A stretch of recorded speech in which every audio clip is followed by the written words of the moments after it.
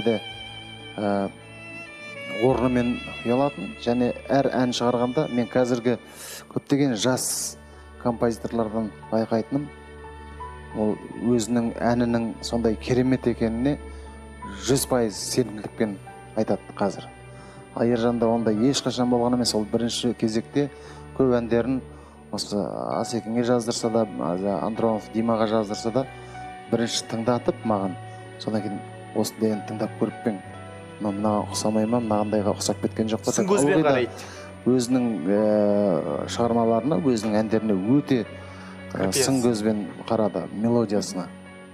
Сондықтан оның сондай бір өнерге деген, жалпы әнге деген ынтық көңілі, таза жүрегі осы әндердің халыққа жетуіне, қазақ аспанында осылай шырқалып жатуына үлкен ықпал жасады ғой, себепкер болды ғой деп ойлаймын.